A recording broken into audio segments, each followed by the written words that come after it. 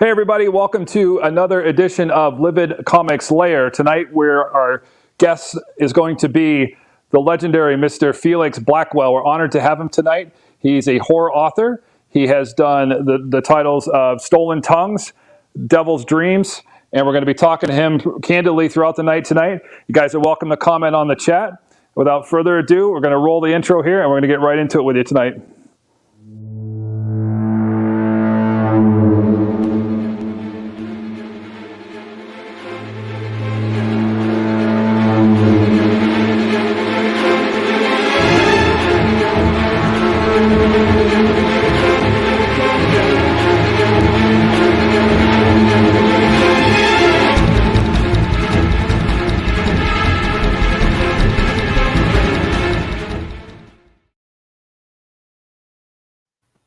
How'd that feel, Rosario? Feels just wonderful. Finally, I got my image. That's the first intro with Rosario on there. People are probably wondering what the heck we're talking about, but he made it to the intro, so he's officially in our show. So, yay! Yeah. Nice. There you go. I love the caricatures. Oh, thanks. Yeah, that was inspired by EC Comics. I'm a big fan of those old school 50s horror comics, and like has the old witch, the crypt keeper, right? And so I put those in there to make it look like that too. Yeah. Thanks. I have an older brother who's he's 7 years my senior, and when he got too old, I inherited his DC comics and Marvel comics from like the 80s that he had been collecting.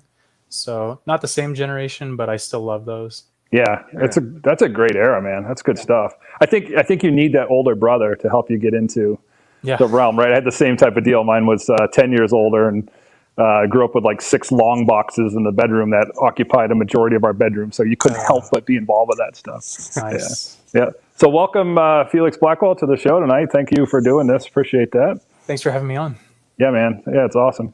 So we're big fans. We've all read the books, so we're here. We know what we're talking about, hopefully. So, yeah. I can guess which one, Yeah. Yep. So great. Yeah, thanks for doing this. So I guess we'll just begin. Tell new viewers maybe a little bit more about yourself and how you began, getting into writing. Whatever started you off down that path. We can go with that. Yeah, that's an interesting question. So when I was a little kid, my mom was a writer, and she actually still is. She writes mostly like spiritual fiction.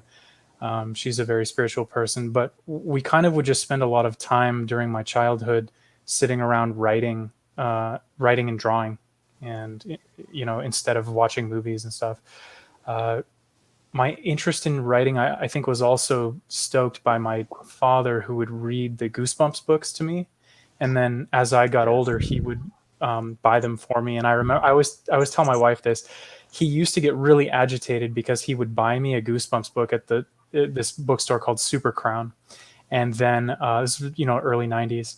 And I would finish the book in one day, and he would get upset because he felt like he didn't get his money's worth. When I got into, I think, elementary school, they assigned us something like a 2-page story, a fiction story they wanted us to write just to exercise our writing and vocabulary muscles. And I ended up turning it into something like a 25-page, novella or whatever. And so I think that was my first foray into writing. But as far as horror is concerned, I think early exposure to horror, like The Nightmare Before Christmas, Ernest Scared Stupid, Goosebumps, Fear Street, stuff like that as a little kid. And also the Nickelodeon show. Do you guys remember Nickelodeon? Are You Afraid of the Dark? Yes. Oh, yeah, they just rebooted it. Yes. Nice. I'm very interested in that reboot. Those shows were so interesting to me. Anything creepy, I don't know. So, and then here I am, Right. Yeah, that's so funny. Like, I had every single Goosebumps, like every one of the original. Great. Yeah, I used to share a room with my brother. I'm a twin, and he didn't read books. He liked playing video games, and like when we have to go to bed, I would just pull the sheets over and have my little reading lamp, and I read the same thing. I would just plow through those things any chance I got, and that's what made me want to write. It's funny that you say that. So it was Goosebumps, and then 8th grade, I transitioned to Stephen King. I read it in 8th grade, and I knew, like, that's what I wanted to do someday. But that's Faye's favorite book. Yeah, that's awesome. That's cool to hear. Have you ever heard of Dan Simmons' book Summer of Night? I've heard of it. I haven't read it, and I've seen a lot of people talk about it. So it's a coming of age book, right? Yeah, Yeah. if you love it, I mean, any person who loves it should read Summer of Night by Dan Simmons. It's it's a very similar plot structure, like, you know, a group of young boys coming of age tale fighting this ancient evil. But Dan Simmons, in my opinion, is a much better writer, and the book is one of the best literary horror novels ever written, in my opinion. And it's similarly thick too, so you'll spend a good amount of time on it. I have to add that to my the top of my list. Yeah, I will say, so I had Stolen Tongues on my list because of these horror communities that were just raving about it, and like I was like, all right, let me finish the book I'm on first, and then I'll do that one, and then it just people kept talking. I'm like, all right, sorry, book, you're gonna have to wait. I had to pick up Stolen Tongues, so yeah, it's I was just plowing through that these last few weeks here, so. Nice. But, thank you for reading it. oh, it's awesome. Yeah. I read it too, so it was good, man. It was some good stuff. Like I was saying, like before the show started, I'm out in the country like that, like Pale Peak is that setting, and I'm just feeling like that could happen right outside my door here. There's nothing out here, so I feel very isolated, like that story had too. I really envy the rustic life. Faye and I always talk about living somewhere in the woods someday. We lived out there in Come on up. Yeah. Come on up. We'll take it. We got room. I would. Probably want to write a book on your porch, actually. Yeah. Well, you're welcome to, man. Anytime. It's awesome up here. We did the same type of deal. We were the country people or city people, you know, and then things got crazy. We had kids, right? And we really wanted them to learn how to do farming and be self-sufficient and that kind of stuff. So this opportunity came along and we said, yeah, let's do it. I mean, and you do sacrifice a lot of conveniences. You know, a store is half hour away, right? That's what you have to do. So that does happen. It makes you pick and choose what's important, though. That's it, right? And it is that small town where you know your neighbor, you know who has eggs, you know who has meat, right? And you know all the people and their resources. So that's really handy too. Yeah. Well, and when I got together with Joel last week to sign all the issues of Yule before we mailed them out. And I brought my kids with me. It was daddy daycare. So my wife was working, and I live more in the city of New Hampshire. City for New Hampshire. It's not a city, but I don't live out in the woods. And so when we're there, Joel's just like, yeah, let the kids run around, do their thing. Like they're going out in the woods. I'm like sitting there, like trying to find my kids. And he's like, yeah, it's fine, man. I'm like, I'm just not used to it. So. That's one of the greatest things, though, when you're a little kid, just being able to explore the woods, being out in nature, being unsupervised. Dangerous, but character building, I think. Yeah. That's it, yeah. And there's always the boogeyman in the woods, right? That's part of it, I think. There's always that, at least for me as a kid, I always felt like, even if I was in the woods by myself, not really alone, there's like that energy that kind of comes out of that, which is, it's interesting how that goes. Absolutely. Yeah. So what connection did you have to Colorado when you put in that story? Did you really have a cabin out there, or is that just something? Oh man, I wish I had. I don't know if Faye's family has a cabin out there, or whatever. So yeah. We have kind of an interesting history with Colorado. I was born in California. My mom married a doctor who lived in Colorado when I was, I think, 7 years old, 6 or 7. And so we ended up moving from California out to Colorado. And my father followed us, and he lived out there too. So I still got to like go back and forth from their houses. They lived pretty close to each other. I lived in Arvada. I don't know if you've ever heard of it, but it's like at the foot of the Rocky Mountains. Awesome. It's near Golden. You might have heard of Golden. But I lived there for, I think, 4 years, and then moved back to California. And if you talk to my parents, they'll say they never want to go back to Colorado. But I love everything about Colorado. I mean, I guess I was young enough to where I never had to drive in the snow or anything. I didn't have to work. But yeah, it's a beautiful place. I love how like ancient the mountains feel when you're hiking through them. I'm obviously really interested in the Native American cultures out there. I studied them in graduate school. But yeah, Colorado just calls to me in some ways. So Faye's sister lives out there now. So we may have an opportunity to go out and visit them soon. Yeah, that's awesome. Yeah, it's a beautiful land, man. I've flown over it, but I haven't been to it. But it looks beautiful from the pictures, right? It just looks killer. You got to go. Yeah. And I loved it. There's a great setting because there's such a good like isolation, right? I mean, that's really what the book. Like he's really trapped out there, or you're really trapped out there, I should say, because you are in the book, right? So in the book, I call it Pale Peak, but in the story series that came before Stolen Tongues, it came from a story series called My Romantic Cabin Getaway. And I posted this series on Reddit, but I used a real mountain. I used Pikes Peak. So in that story, if you go to read it, it says, oh, we're up on Pikes Peak. We're trapped on Pikes Peak. Well, the problem is NoSleep on Reddit is a role-playing community. And so everybody is supposed to act like what you're saying is true. Well, as the story became more popular, it percolated up to the front page of Reddit, where people who are not members of the NoSleep community could read the story. And these people were becoming alarmed that this guy was stuck up on Pikes Peak. So the ranger station contacted me, and they were like, are you trapped up on Pikes Peak? And there was a guy in a snowmobile who went up Pikes Peak to try to find us and like liberate us from this haunted cabin.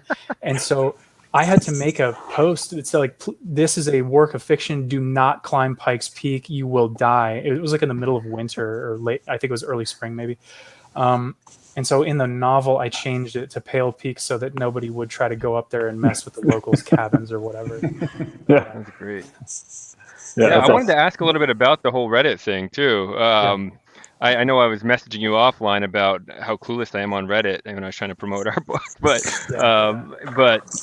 so this book, I was shocked to find out it came out 4 years ago, because it's blowing up right now in these communities on Facebook, and I would have thought it was brand new. And then I saw 2017, so that's when I started digging and saw the whole Reddit thing. So it's like on its second life now, or maybe more than that, but like it's fifth now. Yeah. So the Stolen Tongues has never had like proper publishing house representation. It was never released to a wide audience. It's just like this self-published novel that some part of the internet knows about. So whenever a new community discovers it, it has a tendency to go viral. And so like, I sell a couple of books a day, but then every once in a while I'll check my sales and it's like, you sold 500 books today. And I'm like, what the hell? And then somebody will inevitably send me an email saying, hey, I belong to this random community and we're all reading your book at the same time. And I'm like, oh, well, that explains what's happening here. So now I'm trying to get the book in front of a traditional publisher and a literary agent, because I have a suspicion that because of its kind of frantic popularity in small communities, I think it could become a national bestseller or better. No doubt. Yeah. So we'll see. Absolutely. No, I would agree. All over the world. Sorry, No doubt about it. Like you could sell the book anywhere in the world. Like every type of culture would relate to it, because of the way you write. It's like a young person who has just recently discovered how to express your own ideas, and we are living this now. Like people are posting every day on various types of social media, and your character is like those guys on their 20s or even the 30s, and they are kind of discovering their own way to express themselves. And I think when you add some suspense, some drama, some horror to it, it's just, it's a recipe for success. I have no doubt about it. And you do it very well, I must say.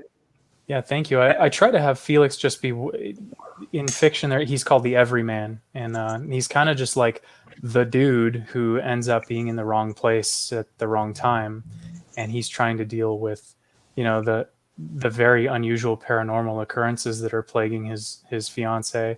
And I think that almost every culture has some kind of urban legend about creatures that originate in the woods or in mountains, the ancient places of the world, as Gandalf might say. And so, I hope that a lot of people would be able to read the book and identify with that kind of terror. But we'll see. I'll let you know. Or if you never see me again, you'll know it did well. Awesome. I'll retire to some island, probably. There you go. Yeah. That's good. Yeah, I was going to say, one thing I really liked about your writing style, Felix, is it's pretty straightforward, right? Like I like Ray Bradbury, so I read a lot of his stuff. Of course, like early works like Martian Chronicles is kind of similar to like how you write, just tells the story, right? And then some of his later stuff got really flowery and wordy, And it's like, okay, I understand you're an author, but at the same time, I don't need 3 pages to explain this one little tiny event happening, right? So I just like, you just plow ahead. My attention level, I guess, my ADD like appreciates that. And I'm just like, let's go. So I think that's really appealing though, because a lot of people aren't, heavy readers or wordsmiths like that. So I think it's a great thing that you have going on there too. Yeah, if you read Dan Simmons and then you read me, you'll see a very big difference in the prose, and that's because I try to write a little bit more like a thriller author. So you want shorter, stilted sentences where the eyes can just move really quickly across the page, and the idea is you drop a couple of words that create big pictures in the reader's head, but you don't waste their time trying to describe that picture in a more, like, for example, and I don't mean to bash Stephen King, because Stephen King is the progenitor of modern horror writing, but he does something that I personally don't like to do in my books, which is Stephen King will say, a beautiful woman walked into the room. And at the end of that sentence, you already know what a beautiful woman looks like in your mind. But then he'll go on 3 more paragraphs to tell you what she looks like. And I don't find that necessary. The only physical description I give Faye in the entire book is I just say the color of her hair. That's pretty much that's it. True. That's exactly right. Because the reader doesn't need to be told those things. Your mind fills in all of those blanks. So you can cut out a lot of chuff and have a pretty short, tight novel that's just as effective in the reader's imagination as a long one. I think not to say don't go read Dan Simmons, but right. I think you do the reader a favor though by not robbing them the enjoyment of their imagination, right? It's not so literal, right, that they don't have that freedom to kind of think about how they want to think. Somebody was asking here, Heidi Hess was asking, how did Faye feel about being a character in Stolen Tongues? That's a really good question. She and I have had a lot of conversations about that over the years. So it was really exciting to her at first, and then over the years, we had a couple of strange encounters with people who, we had people leaving sexual comments or comments of an inappropriate nature on the YouTube videos. So eventually I disabled the YouTube videos, and then we had people trying to figure out where we lived. Unfortunately, my work attracts a lot of people who may be undergoing some problems with mental illness, and so they want to get together and talk with me about their own possession experiences and stuff like that. So it kind of got a little real. Like as you know, any level of fame exposes you to people that sometimes can make you uncomfortable, and Faye is a very private person. So looking back on that now, I think she has mixed feelings about being a character in the book, just because her parasomnia is a real thing. So in some ways that, I kind of like told a little bit too much about her to the world. But I tried to portray her in such a way that it would be sympathetic to other people and still dignifying to her. So I think all in all, she's glad for my and our success. Yeah. Cool. That's so the main character in our comic book series is named after my son, Will. Yeah. So it's funny because he asked me the other day if Will was going to be the most popular name in the world now. So I'm like, it's on the way. Yeah, like I didn't tell him it probably already is up there. It's already one of the it's because of our book, buddy. Yeah.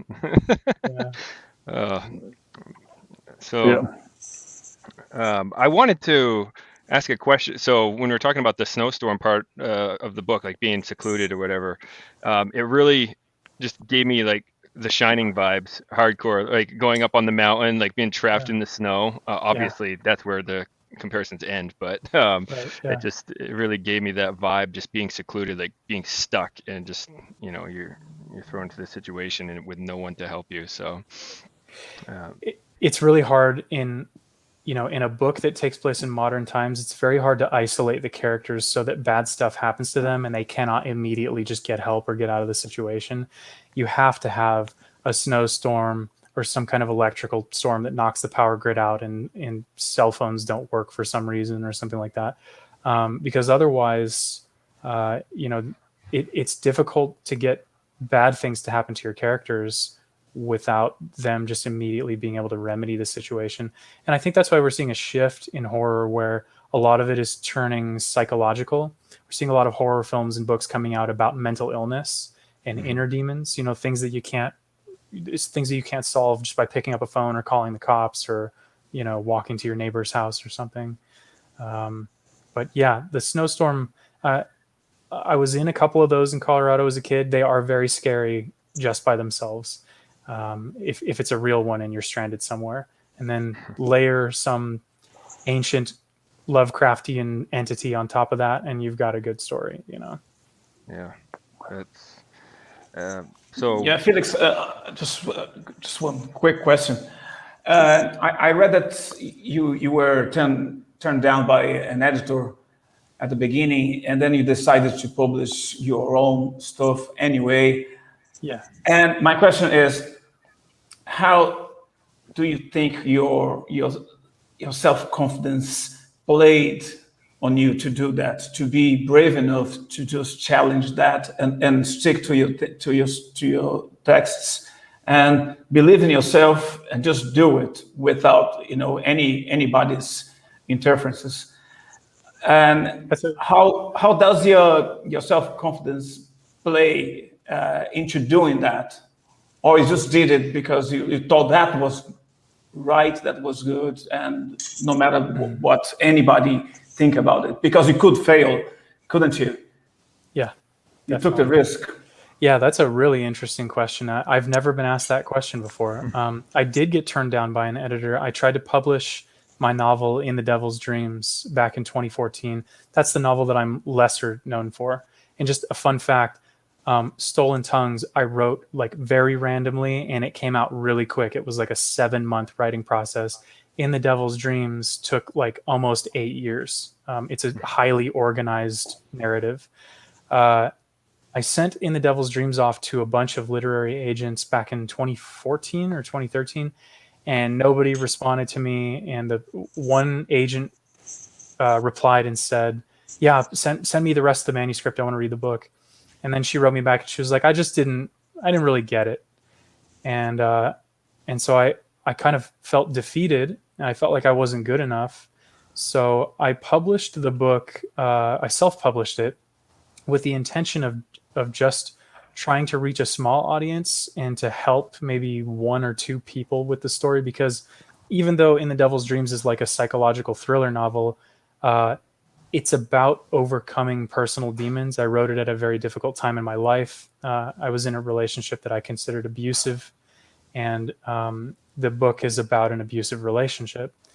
And I said to myself, like, if 10 people read this book and 1 person feels like it made their life better, then I win. It doesn't need to get published and go, parabolic and become a bestseller. Well, it turns out that I had a guy email me like 6 months after publishing it, and he told me that it helped him identify the fact that his relationship was also abusive, and he left because of that revelation. So he cited my writing as the impetus for him to improve his life, and that made me feel like I can do anything in the world. And so I just kept writing. It was totally worth it. That's awesome. Yeah, and then with Stolen Tongues, I published the story on Reddit, and it already became very popular before it was even a novel. They actually crowdfunded it into a proper novel. So I felt like I didn't need a literary agent, and I just self-published it and sold it, and it's doing pretty well, despite having no real representation. So no middleman. Yeah, exactly. Yeah. I wanted to ask about the crowdfunding part of it too. So so you did it through Kickstarter, right? Initially. So was it basically the Reddit people convinced you to do the crowdfunding, or? Yeah. So there were several NoSleep authors like me who had successfully crowdfunded their stories into novels. And so people were saying, Felix, you should do that. And so I kind of, hemmed and hawed over it for a while. And then finally, when enough people put enough pressure on me, I was like, okay, let's try it. And I can't remember how much we raised, but I think it was like double or triple what I set the goal to. So we ended up meeting a bunch of stretch goals, and we got a bunch of extra art. I was able to make like really cool bookmarks and various little knickknacks to send out to the people that funded the books, and yeah, it was fun. That's really cool. I saw something about how you potentially would turn it into like a graphic novel. Is there still any ambition to do that at some point? Yeah, so the guy that did the artist who did the cover for In the Devil's Dreams, his name is Ryan Saputra, and he's an amazing artist out of Indonesia. And he approached me and said, "Hey, do you want to turn one of your books into a graphic novel?" And I was like, "Yeah, that would be great." But honestly, artists have to put so much work into, I mean, Joel, I'm sure you know this, just one piece could take you a month or more, a year, depending on how much work you put into it. So it just wasn't cost effective to do that. But there is a Stolen Tongues movie in the making, and if I benefit financially from that enough, I might go back and reconsider doing a graphic novel if there's a demand for it. I was going to ask you where you're at with the film, because I know I watched an interview from a couple of years ago, and that was in the works. And maybe I'm wrong, but I thought maybe some things fell through or didn't happen. I think you said maybe at that time. So just wondering if you could provide an update on where you're at in that process and what that looks like. Yeah, sure. So film deals are really funny. When you sign a film deal and they pay you, you think, oh my God, the movie's going to be out in like a year. And it's not anything like that. The process is totally different. So I've signed, I think, 3 film deals now for Stolen Tongues. The rights have reverted back to me twice for various reasons. The first company kind of did like a soft going out of business thing. That was an independent film company in Atlanta. And Atlanta is like the new burgeoning indie film place. The second company was in Hollywood, and they were very interested in making Stolen Tongues into a movie also, but they ended up having, I can't remember what their issue was, but I think the company split into more than one entity, and things just got kind of messed up. The time frame was pushed back, and when you option a film or a book to a film, you're really only giving them 2 years. And if they can't hit certain milestones in 2 years, then the rights revert back to you as the author. So now the current film company they have moved this project farther along than it's ever been. And I'm actually pretty confident that it is going to be either up on the big screen or on Netflix or Amazon Prime, one of those 3. But unfortunately, there are a lot of lawyers and there's a lot of legalese about what that are between me and you as far as what I can say. So I can't say very much, but I can say that things are moving along nicely. And if we reach this next milestone, they are going to make an announcement, and then I'll be able to talk way more about what's going on. But until then, all I can say is the project is not dead, and it appears to be in good hands. So, that's awesome. Yeah, that's cool. I wish I could say more. Everybody's hiring to know. Yeah, I get. No, yeah. When I've talked to other authors too, like, yeah, I understand the legalese part of it. It's like you gotta watch out. So I get it. You gotta be careful. The lawyers are serious about what you say. Like I never want to get into it with them. So yeah. Are they going to stay true to the story? Because a lot of times, they'll like nerf something, right? Make things a little different for either TV or film. Do you have any insight on that so far, or not to that point yet? Yeah, I do have some insight into it. Some things are going to change. Some things are not. Things that are really important to me, they are listening to me, and I'm able to say like, hey, this has to be in there no matter what. But some things do need to change for the big screen, especially just because it's you're translating from between two different mediums. So it'd be like if I tried to write a story about one of your paintings, Joel, it would probably be a little bit different from what you would expect, Sure. So, but no, I all of the high notes are going to be there. It still is Stolen Tongues, but a couple of things had to be removed and moved around. So I think you make a good point there too, because when you think about it, like everyone that reads a book, like they picture it in their head like a movie, but Joel read it, I read it, like we both could have pictured completely different things in those scenes, as far as how it would look and how it would be portrayed. and you don't really think of that. But I don't know. Yeah, When I read the also, book, I thought that it would just flow so well as a movie, just as is. But yeah, I you feel that know, way too. Yeah. yeah, um, yeah, if I knew how to write a screenplay, I would just write the script myself. But that's a totally different art form, and there's a lot of years that go into learning how to write a proper screenplay. And frankly, I would rather write more novels than try to learn that for Stolen Tongues. So I'm leaving it to the experts. But, Would you do the classic horror author thing and make a cameo in the film? oh yeah, so Nice. with the Atlanta Film Company, they actually did have a cameo for me set up for both me and Faye, which was really cool. We were gonna be like at a party at the beginning of the movie, kind of like as things are just getting started. For this film, for this deal with this new company, I would really like to be the guy sitting next to Felix on the airplane as he flies back to Colorado to try to retrieve the ring. For a lot of reasons, it's super amusing to me. But like, I have a really bad fear of flying. I'm extremely claustrophobic, and it's pretty bad. Sufficient that I need to be medicated while I'm on planes. So I would love to ironically be the guy who is sort of reacting to Felix freaking out on the plane and saying like, "Bro, calm down. It's not that big of a deal." Yeah. Yeah. that would be funny. Heidi Hess wants to know: Are you going to be the one writing the screenplay for that No, too? I wish if I was writing the screenplay, I would get more money, which is a nice little addition. But no, I won't be writing the screenplay because I'm not a screenplay writer. I don't know how to do it, and there are Hollywood experts who know how to do that and do it for a living that we're deferring to. So. Yeah. We kind of ran into that with John, and John can talk to that, where he was writing our book Yule as a novel, but then he had to translate it to comic book script, right? So that's a whole different ball game too. Yeah, the first half of book one, I was copy and pasting from like the novel form and just sending it to Joel, and I feel bad now, but because I've read some books on comic scripts and all that since then, but he basically had to just try to figure it all out, paneling and all that himself. So Yeah. Yeah. So it's amazing how different Yeah. it is.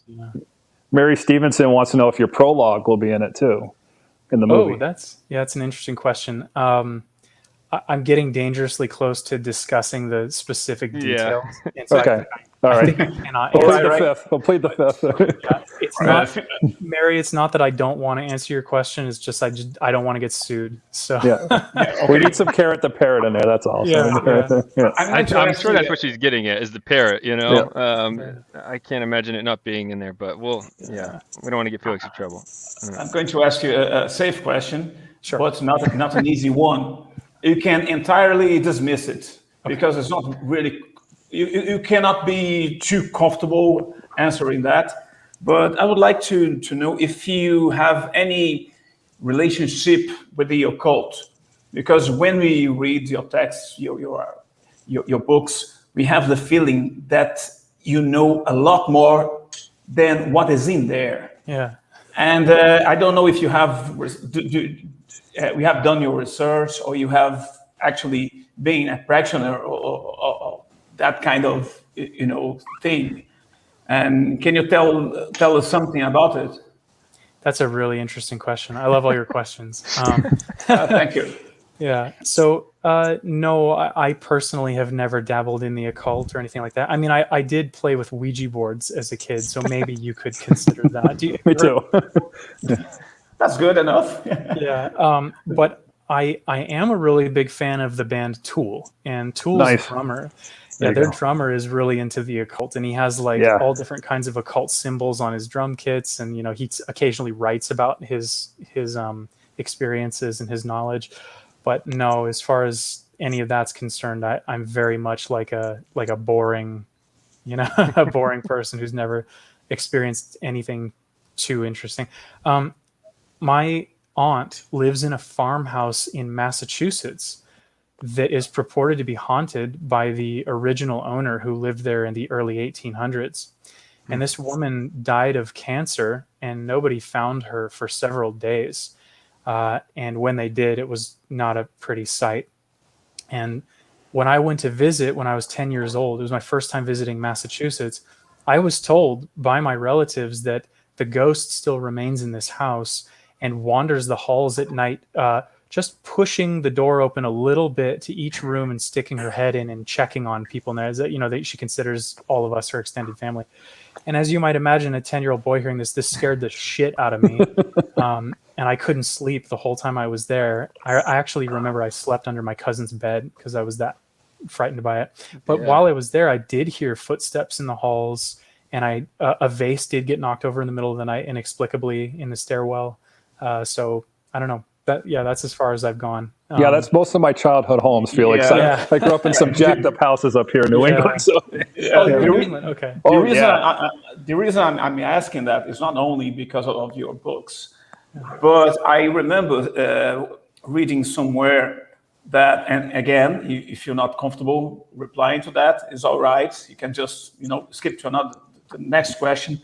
Sure. And I heard that your fiancée, I'd say wife now, she has some kind of OBE history, in her background, and that's something that is very, very interesting to me, because that opens, it's like a new world open to us.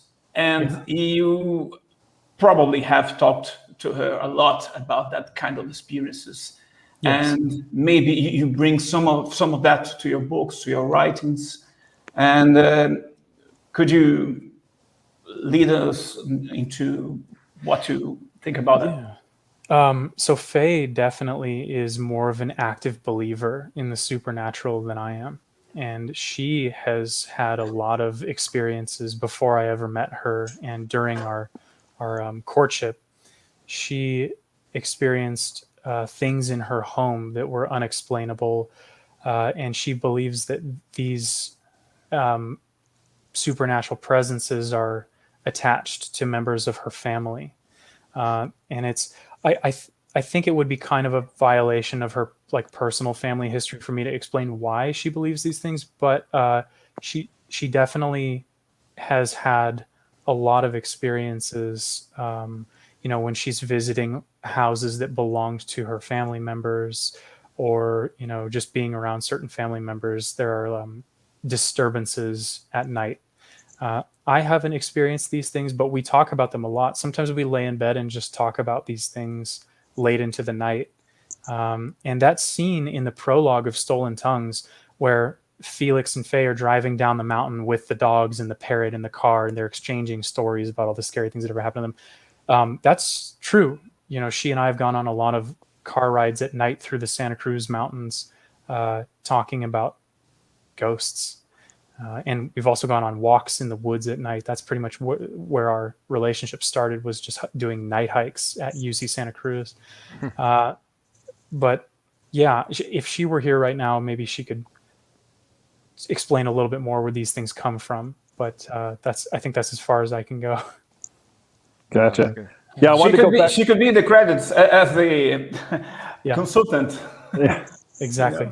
I know you mentioned Tool earlier on, and you mentioned an interview that I saw that you were in a band. So I was wondering, tell us a little bit more about your band. Are you still doing it? What type of music is it, and what do you play? Yeah, so the band is called This Too Shall Pass, and we're in studio recording our first record right now. It is it's intentionally like a pastiche of it. Basically, that's a nice word for ripoff of A Perfect Circle. Nice. Okay.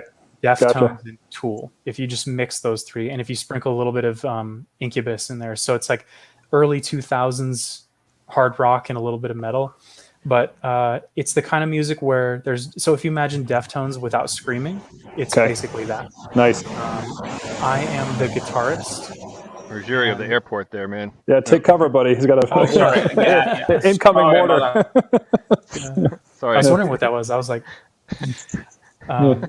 yeah, so I'm the guitarist and the principal songwriter, and I'm the vocalist. So we have a bassist and a drummer. Our bassist and our drummer are like way professional, advanced musicians. Like they smoke me as musicians. They're incredible. This bassist, he's a friend of our drummer, and he plays bass like like one of the great bassists of the world. And I only recently saw him pick up a guitar, and he can shred circles around me on the guitar, and he never made mention of that before. So I was like, dude, on the next album, I got to leave some space for you to do some guitar solos. Right. And then the drummer is completely insane. He sounds exactly like Danny Carey from Tool, which is why we brought him on. Yeah, that's no small feat. That's no small feat. Yeah. I can't. He actually sent me. So he's in the studio right now recording the drums, and he sent me a song today, and it just melted my face. It was crazy how awesome. intense he just layers the heavy tribal drumming in there. So yeah, if you like Lateralis or Mer de Nom, or like Koi no Yokan by Deftones, or Make Yourself by Incubus, like you will like our music for sure. Yeah, that's awesome. I was a drummer in a metal hardcore band up here in New England in the 90s. Nice. So as soon as I heard you say that, I'm like, I'm going to ask him on the show what kind of band he's doing, because that's awesome. So that's awesome. Yeah, I played drums, but I was nowhere close to Dan Carey at all. So nobody is. Yeah, it's okay. We all live in his shadow. You know what? Yeah. Oh, go ahead. Sorry. No, I was just gonna say I just gonna joke say I can kind of hold a steady 2/4 beat for the most part. You know. Yeah, there you go. Yeah. Deviate time a little bit because that's what we do. Right? 2/4 is just like blast beats all day, right? Yeah, just like dun, dun, dun, dun, dun, dun, dun, you know, just real basic. We do a lot of stuff in like 7 and 9.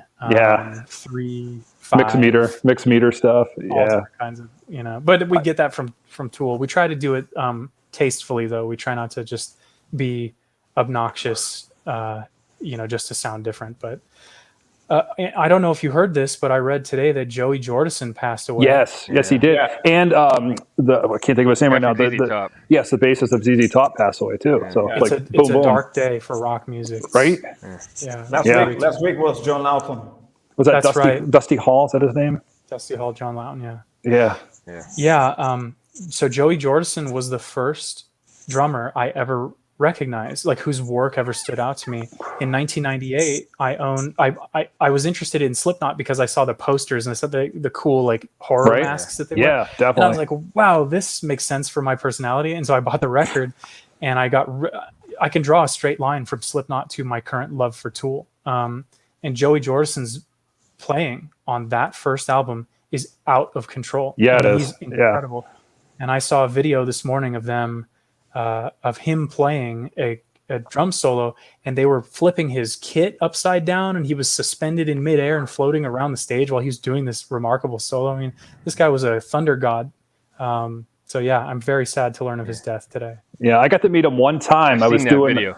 Yeah, I was doing film work. We filmed Local Bazooka up in Worcester in 1999, and I was backstage, and like they had just hit, like Sick had just come out, and so they were just there, like getting ready to go on stage. And I'm like, "Hey, Joey, man, like you know, you rip on the drums. Like, how long you been playing?"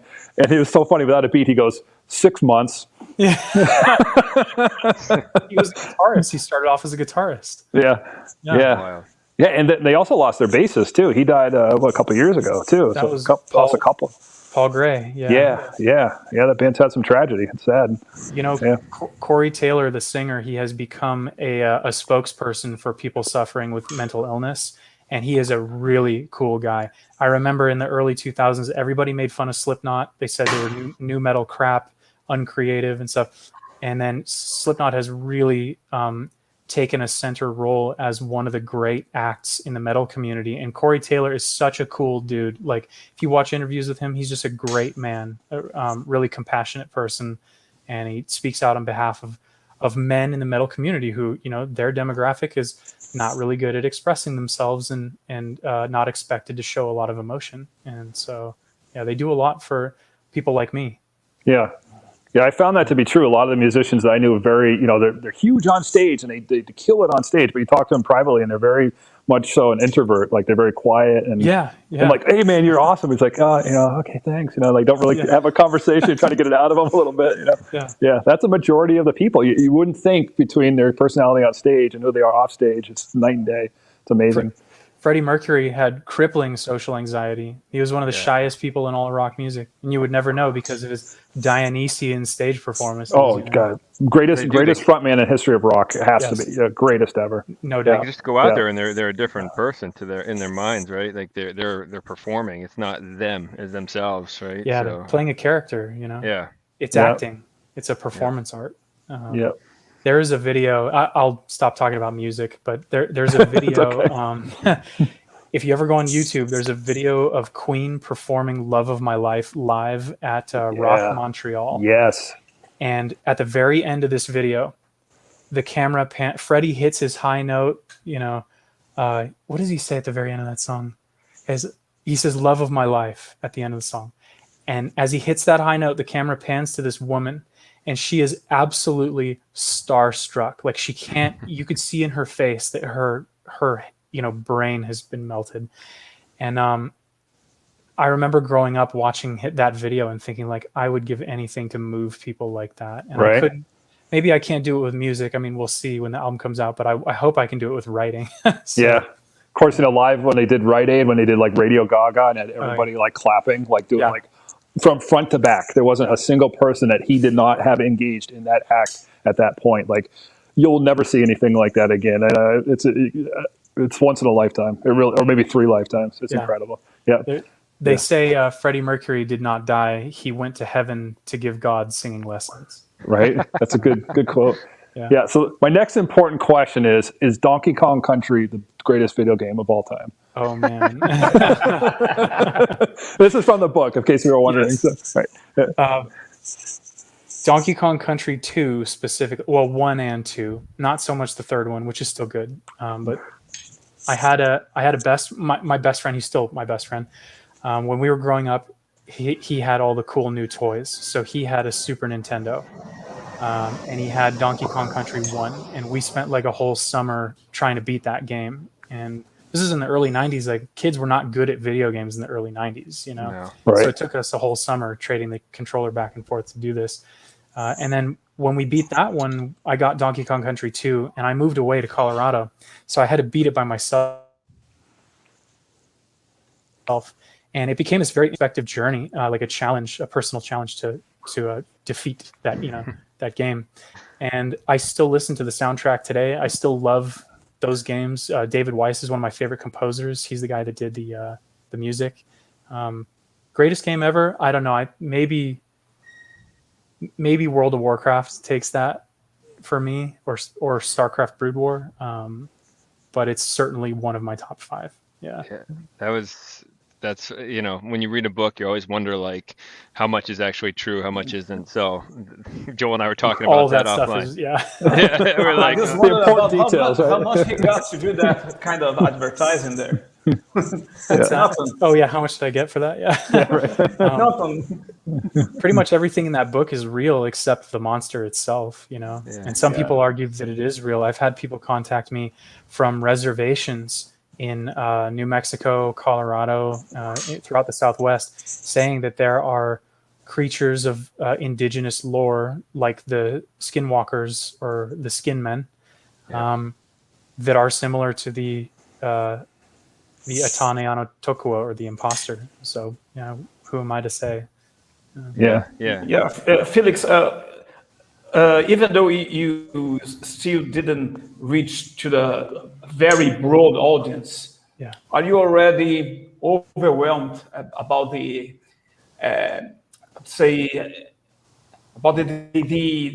how much you've been exposed to the public? Like, I know that must be crazy. Loads of people from everywhere, all the possible countries trying to reach to you. And how do you think you can manage that when you really get big? Because it's a matter of time. I have no doubt about it. Like, how do you think you can manage that?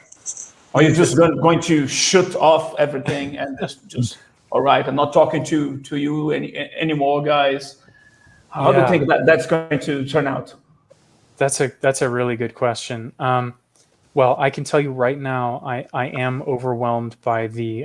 So I recently opened up the ability for people to buy signed books from me, which I had never really done before. I mean, occasionally people would write to me and say, "Hey, can I get a signed copy?" But I made like an official announcement recently, and I had no idea the demand. So I've had like, I think 50 books we shipped out last week, and I've got like 60 more that I need to ship out, but I'm all out of boxes. So I had to order more from Amazon, and like I've been running to the post office every day and sending out these things. And tracking all the sales and managing the spreadsheet and emailing people when the book gets returned because their address was wrong. Just I have told Faye a couple times that I'm this close to like quitting my day job and just doing this full time because it requires so much work. Yeah. I think a literary agent in a traditional publishing house would like help with this stuff. But as far as right now, I'm doing it all by myself. And then as far as like the scalability of popularity, I don't know how comfortable I would be getting much more popular than this because already, the amount of emails, it's getting to the point where it's difficult to respond to every single email, which is something I try to do. And having my face everywhere all the time is not something I really look forward to, Thankfully, I think even J.K. Rowling could probably walk down the street in the United States and most people wouldn't know who she was. So I'm not worried that people will notice me on the streets. Although I have one interesting story related to your question. I lived in Northern California up until recently. And a couple of years ago when I was up there, during the height of the first viral explosion of stolen tongues, I pulled over at a gas station after work. And this guy recognized me as I was filling up my car with gas. And he was really weird about it. He was like, Felix Blackwell. And I turned around and he was like, Felix Blackwell. And he started just saying my name. And I was like, hi. And I got into my car and just drove away. Yeah. Thanks for reading. That's the right thing to do. So, no, I'm not. I'll let you know if it gets any worse than that. But yeah, you have to cover your car plates now. Yeah, exactly. Yeah. Believe me, you in the USA, that's the land of celebrities. So you won't be able to walk on the streets very soon. So enjoy your freedom now. Oh man, yeah. You know what? It's not so much me. The thing that scares me, the thought that scares me the most is not people knowing who I am and recognizing me on the street, but what if they find out about the like 2 or 3 places in the woods that I love to write? That would really upset me to like suddenly have those places become overpopulated, because Stephen King, like, not that I'll ever be as popular as him, but his house, they got to keep their shades drawn all the time because people pull up in front of his house and take selfies all the time. It's a tourist attraction. Yeah, drive 5 hours to just take a picture in front of his house. It's like, what? People come from all over the world to do that. But like, can you imagine stepping out of your shower and looking out the Yeah. I saw that. I think he spends a lot of time down in Florida, so he doesn't have to worry about it. But his main house, it's nonstop. It's people. I'm in a lot of horror communities. That's how I found out about Stolen Tongues. But I'm in one specifically about Stephen King because I drew some art of some of his characters and I wanted to post it in there. And like every day, there's people posting selfies in front of that house. It must be like a line of people just like lining up to do it. It's so strange. Oh my god, what a nightmare! Yeah, you don't want to be the king in your castle where you have like a big fence and guards and stuff. But he needs that, Yeah. It's like Elvis in Graceland or something up there, right? It's like the Graceland for horror, right? Yeah, exactly. It's not far from here either, from John and I. It's like, 3-4 hours, John, maybe most. Like, where he lives in Maine, I think it's probably 3 or 4 hours. Yeah, we can get to Maine in an hour, but he's up there, I think. So it's got to be wild. Yeah, you mentioned some spots you write out in the woods. Take us through your process a little bit, Felix, about how you go about your day and how you start tackling either a new story or continuing to work with something that you got going on. Yeah, that's a great question. So I've had a couple of other authors write to me and ask me about that process.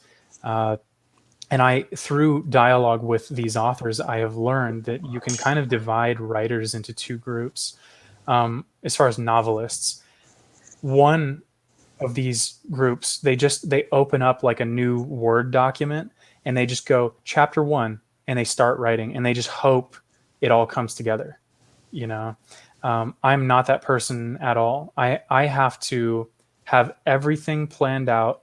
I fill up these, those like college ruled notebooks. I just fill those with my ideas until finally I've got the whole thing fleshed out enough to where I can open a document and start writing the manuscript. But by the time when I write chapter 1, that's like I'm already at the 90% mark of being done with the whole project. So what I'll do is like I'll have the idea. I was recently struck with. I guess I can announce this today. This is a first for Felix Blackwell. I have not acknowledged this to anyone else. There is a prequel to Stolen Tongues. It's coming out in probably a couple of years. But I think I was like on a jog or something a few weeks ago, and the idea for the prequel struck me all at once. I had thought about creating another edition in the Stolen Tongues universe for a while, but I didn't really have any like solid ideas until this. It all came together here on this jog. And so I ran home and I kind of like, I think I opened my cell phone and just texted myself a bunch of ideas. Like I just took a bunch of notes. And then I went to Target and if it's a new idea, it necessitates a new notebook, spiral bound notebook. So I went and I got myself one, and I have to like pick the color. It has to be the right color or else it doesn't work when I take notes. So this one had to be black. Usually I pick blue though. And then I take tons and tons of notes on all the characters, the setting, the major plot points that I want to hit, the goals of the story. Like what are my philosophical goals with this work? Like what kind of things do I want to explore? Themes, emotions, historically significant things, because I'm a historian by trade, and then I just start fleshing it out over and over until finally I've got like a skeleton. And then once that's done, I do a chapter by chapter write up, and I just go like, all right, chapter 1 starts here and it does this. Chapter 2, it goes here and these 2 things need to happen. And then the book is always divided into 3 or 4 parts, and it'll even say like part 2, part 3 in the novel. Yep. And so if you look through my books with like a critical eye, you'll see they're like super structured. It's almost like a school project, but that's the only way that I know how to write. Yeah, but Stolen Tongues was so tight though. Like I feel like you like. I appreciate that. Yeah, and I know you mentioned a lot of that was done through the Reddit too. So I can't even imagine how your other stuff is. Seeing how tight that was with how you went about that. But yeah, I've seen like Stephen King, for example. He does the the whole just start typing it up thing. Obviously, he has an outline in his head of where he wants it to go, but he just lets the characters develop the story as it goes. But then I did a masterclass with I did a masterclass of R.L. Stine, just because I read Goosebumps. I'm like, oh, he has a masterclass. Let me check this out. And he's outline like beginning to end characters. Like this is what you need to know about the characters. I just feel like that makes a cleaner book. So. Oh yeah, I mean you have to have like additional world building. I mean, in my opinion, you have to have additional world building behind the novel. So like Stolen Tongues is only 318 pages or something like that. But if you were to look through my personal notes on that story, there's like another 200 pages of notes. Wow. And it's there's like a 10-page write-up for each character, and this is Lynn, this is Faye's mom, this is who she is, this is her childhood, and none of this stuff makes it into the book, but it does inform how I write her dialogue and her behavior throughout the book. Some people like King, maybe they can do that and keep all that stuff in state in their head, but I can't. It's got to be on paper. Yeah. So, and then as far as inspiration goes, because Joel, you were asking me about that, I always do the same thing. I put on my headphones, I go for a walk in the woods. All of my stories are about forests to some degree, like almost every single one of them. I walk through the woods by myself for hours and hours and hours, and I listen to music and just try to spin up ideas or expand upon ideas or like answer questions that I have. Like, well, how will this work if this takes place 50 years before Stolen Tongues or whatever? And so, I try to like meditate on those questions. But music is definitely like the biggest source of inspiration for me for my writing. Yeah, I could see that. I have that same thing happen with the art. I put on the headphones and draw, right? So, and it's ironic that you brought up Deftones because that's been powering Yule 2 a lot. It's just my jamming out to Deftones. So it's really funny that we had that connection. Yeah, that's awesome. Do you find the characters? Ray Bradbury talked about this. Like sometimes the characters will just come and tell their story to him. I don't know if you run into that also while you're writing. Like all of a sudden they just start telling you, like Montague showed up in Fahrenheit 451 just randomly in his thoughts and came to him with his story, and so he was able to write that. So I don't know if you experienced that. I think I have something analogous to that. It's never the characters that come to me with the story. It's always the setting. Like I never have an idea where like, okay, I want her and this couple. How do I, like, where should I put them?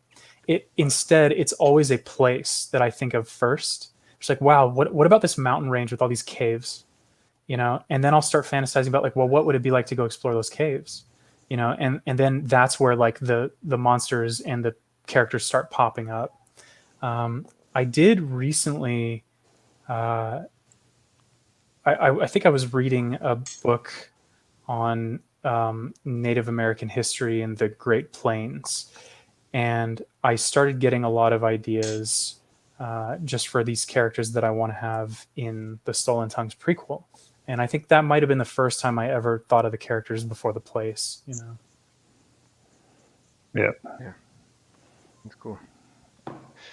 I wanted to ask,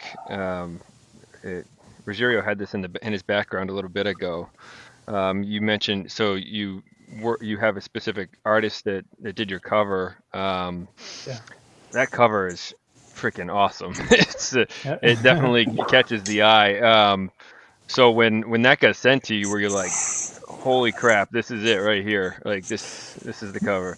It's funny. So, okay, this cover was done by Lorinda Tomko. And there's a funny, quick little story about her. I found Lorinda on a website called deviantart.com many years ago. I was like 16 years old when I found her. And I was looking for someone to draw some fantasy characters for me because I was writing a video game. I was writing this like fantasy video game that I believed in my 16-year-old brain was going to be like the greatest video game ever. And so I hired her, and she was just a kid too. I think she was probably like 18 or 20. And she did all this artwork for me. Well, years and years later, I became like a bona fide author, and I was looking for an artist to do Stolen Tongues because Ryan Saputra and I had decided not to work together on this particular entry because of his schedule. But I started like looking around online, and I ran into Lorinda again, and I was like, oh my God. So I emailed her and I was like, hey, I don't know if you remember me, but when I was 16, I hired you for this. Lorinda is super cool because you can tell her anything that you think of, anything that you dream of, and she will draw it for you with, like effortlessly. And so I told her, like, can you draw a cabin that is surrounded by, wilderness and flanked by snow on all sides, and you can't tell if the cabin is on fire or if it's a fiery sunset. And so she came up with this, and then I was like, okay, I want you to draw a monster in silhouette. And she actually sent me like 6 versions of this cover with 6 different monsters on it, and this is the one that I picked, but I still kept all the other monsters too. I do think in retrospect maybe I should have left the monster off of the cover. Like maybe that gives away a little bit too much about the story. But people seem to like it, so yeah, I love this cover. It's fantastic. Thank you. Very good. Yeah, the art's killer, man. I was like, that's tight. Idea to write the title in snow. Because when you're scrolling through those groups on like Facebook too, like there's just so many posts, and like I will flat out admit, like I saw that cover and I was like, put on the brakes, like what is this? So the cover definitely got me to read the post, and then obviously I started seeing it pop up over and over and over and over. So I definitely think there's some truth to how important the cover is to a book, because totally. And the title written, there's no, that was a nice touch. So it was Lorinda's idea to write the title in the snow, and I thought that was brilliant. When she did that, I was like, you're a genius, because I thought it was just going to be like floating text at the bottom. But no, she is so smart. You can see her at lorindatomco.com, and she does like steampunk stuff and all different kinds of art and UX design. She's freaking awesome. So I believe when you have something really, I think I have the 2 best artists, particularly and Joel good. the third. Appreciate it. When you get something particularly good going on, like everything matches. Like you get the right people, you get the right cover, everything just clicks. And I think you got this, like another question I was about to ask you is that, have you ever been afraid of not matching your expectations? Like you do such a great novel, a great book, and then you make some money. Like, hopefully you're going to make millions, and then you need some vacation. You need to stay away. That would be nice. Homeownership is a good enough goal. Yeah, have you ever been afraid of doing this, and then after partying a lot, spending your money, and you have to come back because people are looking for new stuff? Yeah. Have you ever been afraid of not matching to people's expectations? Yeah. So I have this big fear that I'm a one-hit wonder, because Stolen Tongues is not nearly the only thing I've ever written, but it's the only thing I'm known for. It's like my one hit, And In the Devil's Dreams is what I consider to be my magnum opus. I don't think I'll ever write a book better than In the Devil's Dreams, but nobody wants to read it. It's not as punchy as Stolen Tongues. It's a slower paced read. It's more literary, and it's more psychological, a little bit more interpretive. And if you look at the reviews, like Stolen Tongues has something like 450 ratings on Amazon, and In the Devil's Dreams has like 30. But my next novel, I worry that I always have this fear that people are going to be like, well, this is good, but it's not Stolen Tongues, But I want to keep writing, even if that happens, because I feel compelled to write. It's one of the only things I'm good at, and it's what I feel called to do in this life, So if I have to go back to writing novels for only 10 people and only one person emails me and says he loved it or she loved it, fine, it's worth it to me. That's so important that you find that calling in life. I found that with art too, right? And we all try to do the square peg round hole type of deal, and we can pull it off kind of. I think to your point, the day job kind of thing is like that. We do what we have to do, but ultimately it's not who we are. And I think a lot of people have a passion outside of what they're doing to pay the bills, that they would love to get on that and use that hopefully to monetize their life. I think that's everybody in this room and probably a lot of people watching this, that's the goal, man. So I'm with you on that. Yeah, I mean, on the financial side of things, even just wanting to maybe someday retire, you have to have your full-time job and your side hustle and your occasional third hustle, and so like it's not one of the primary motivating reasons why I write, but it is a nice incentive to try to make a living doing that. And maybe someday I will be able to quit my day job. Luckily, I have an amazing day job. My boss is great. I love what I do. And so, I don't feel like the tortured artist who doesn't have enough time to write, but maybe someday. Yeah. And as far as what you were saying about making millions and blowing it, I'm a very boring. Faye and I are super frugal, super boring, no party. I've never had a drop of alcohol in my entire life, actually. Wow. I'm a uniquely boring person.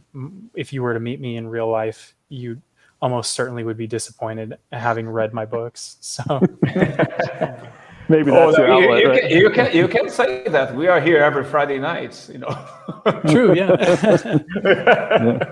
Yeah. Kate James was wondering, I think we might have alluded to this earlier, but maybe caught us a little later, is wondering if there's any plans for Stolen Tongues to ultimately go as a graphic novel too.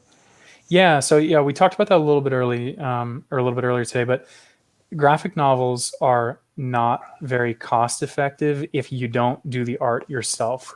And if you ever saw my drawing, you would really think it was the scariest book in the universe, but probably not for the right reasons. So there probably will never be a Stolen Tongues graphic novel, but if the film works out and if I'm in a financial state where I can, approach Joel and say, hey, do you want to do the graphics novel together? Then maybe, but yeah. You might be now. We'll talk offline, so we'll talk about that. Yeah, I'll send you an email. There you go. Yeah. Heidi's got a question too. It says, is there one source that you can credit for helping you grow as a writer? Great question. Yeah, one source. No, I could probably give you 12. A a bunch of different things. Like, this is probably not the answer you're looking for, but first of all, a couple of authors like Dan Simmons, who I've named before, Tolkien, just a variety of different writers that I love that have inspired me one way or another. There's a book by an author named David Bell. It's called Cemetery Girl, and this is a thriller about a man whose daughter goes missing, his teenage daughter. His writing style was so gripping to me. We were talking about like short, stilted phrases earlier and tension in writing. He was a big inspiration for me. But then outside of writers, the video game series Silent Hill and the earlier entries in the series Resident Evil 1, 2, and 3, enormously influential on me. I mean, Silent Hill's metaphorical symbolism is like why I wrote my first novel, In the Devil's Dreams. And then music, I think, is the third sphere. Sometimes I put on the album Lateralis by Tool, and that album puts pictures in my head that I could never have conjured without that music. I don't know how to explain it, but they're so profoundly inspiring to me. The new album Fear Inoculum is insanely inspirational. I mean, so beautiful. Music puts colors and shapes into my head. It's like synesthesia, I guess. And then the other thing that was really important that you wouldn't think is something I would talk about, but doing graduate school, I was working on a PhD in history in like from 2014 for a couple of years, and I ended up leaving with my master's and switching into tech. But graduate school taught me how to write all the time and not get tired of it, and how to structure my writing, and how to read books as projects, and how to look at the architecture of books. And that was profoundly educational for me. So I think those four spheres of influence are the ones that I would cite for helping me grow as a writer. Those are great topics. I'd say like it would go along for hours talking about each of those topics you just mentioned. Yes. Yeah. Yeah, right. Yeah. I can see in John's eyes like how amazed he is. Like he would like to talk to you about it in a longer length. I would Sure. Say. Yeah, I know. I don't want to, fanboy out and just start asking about writing and all that on the, but yeah. Don't worry about it. We have time. Yeah. Yeah. Yeah. It is fantastic that you can share all of this with us here, because we are like each one of us here, we have day jobs as well, and we do comics, just for the love of the craft. That's great. That's so cool. Like, of course, we do sell the comics. Like we have a readership. It's pretty small at the moment. We want to make it bigger and bigger. And every conversation we have here is like a lesson, because in the end of the day, like we know that we can only be ourselves.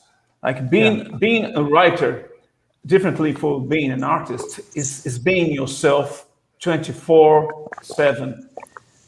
And I can say that the way you present yourself is much like the way you write. Like there's no bull whatsoever. It's very straightforward. Like there's no two ways about anything, and I really love that. And probably this is why there are so many people that relate to that. And of course, I have a question in the end of my explanation here. Sure. Like, if you couldn't be a writer, like if you were dyslexic, what kind of endeavor would you go? Would you invest your life apart from your currently work? What would you do? I think I would have continued down the path that I was on, which was being a university professor or a teacher. I really do enjoy just figuring out how to communicate ideas to people and learning their ideas. That's a big, like the pedagogy of interaction is just a big thing for me. Some of the best moments of my life were when I was a graduate student and I was advising undergraduate students and running a classroom and teaching them. And, I did my undergraduate degree in European history, and I used to teach a lot about the Holocaust and World War II, and seeing students who grew up in the era of video games learning about the experiences that people had during World War II was a really moving experience for me.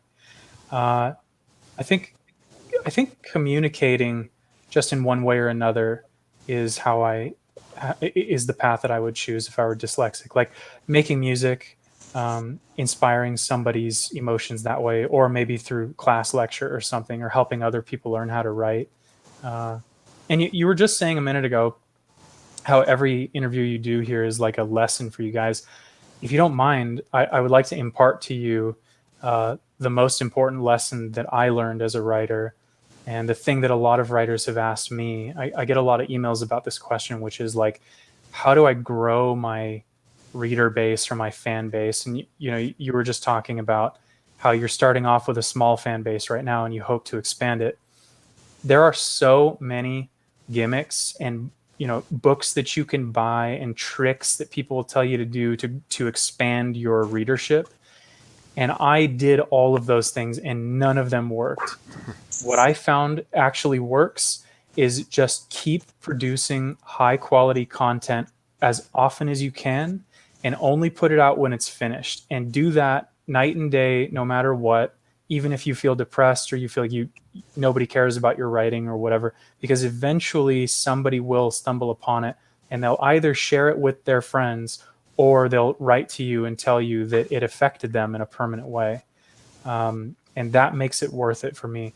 But, if I had quit after In the Devil's Dreams, I mean, that book only sold, the first run of that book sold maybe like 120 copies. And I don't think I recouped the cost of the artwork in that first run. So I could have easily quit and never written again or never published again. But then I wouldn't be here talking with you guys, and I wouldn't have the success I have with Stolen Tongues and hopefully with future novels. So the other thing I think is important to do is like talk to your fans, talk to your readers, and if they ask for advice, give it to them. And if they want, if like a lot of my readers will write to me and say they can't afford to buy a book or something because they're college students. I know exactly what that feels like, so I send them like a free ebook. But just doing little things like that will grow your readership. So. That's great. Yeah, that's fantastic.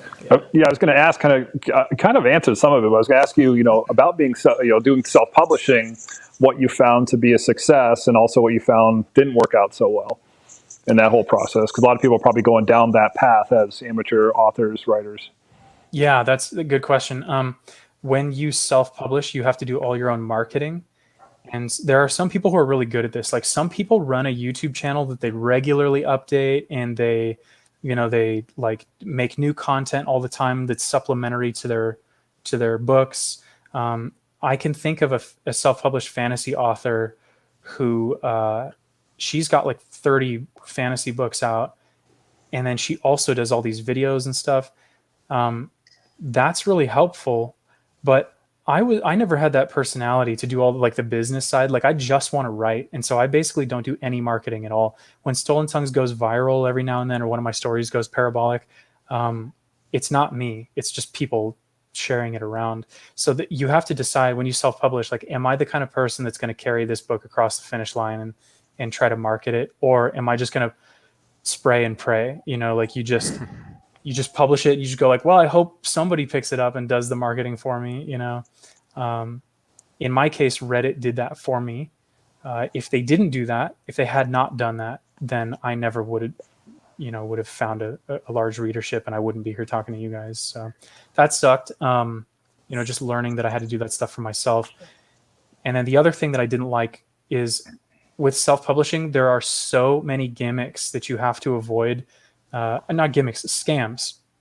Like, for example, you have to hire an independent editor. Well, there are editors who will charge you more money than you will ever make on your first self-published book. They want $2,000, $3,000, $5,000 to edit your book for you. you'll never recoup that cost on your first self-published novel. And a lot of people get screwed because of that. And then there are like other services that you can pay for. Like if you pay us $500, we'll pump your self-published book on all these websites and stuff. And it doesn't do anything.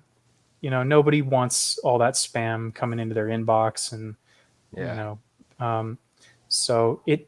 but then again, the good thing about self-publishing is you have full control of the cover art. I would throw a fit if a publisher told me that I couldn't use my artist, and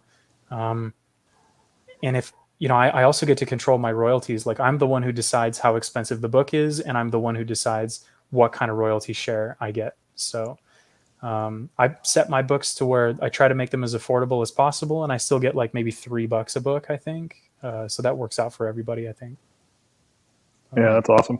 Yeah, that's good advice. We ran into some of those pitfalls, like you said, where people are like, "Yeah, we'll pump up your Kickstarter campaign. Give us $500." Oh yeah, it's all that stuff. Yeah, right. I was getting private emails like, "Hey, yeah, you give us X amount. We have these tiers. If you give us this amount, we'll get you this many views on your campaign." And it's like, no, like, yeah. Even when we did, posted on Facebook, and we were posting our campaign, and like, oh, let's try the ad thing, and it was a waste of money. Like you said, if people want it, they'll come for it. If you're just posting it on their wall on Facebook, like, they're just like, what is this? Like, as a self-published author, you have to remember that the money should always be moving toward you and never away from you.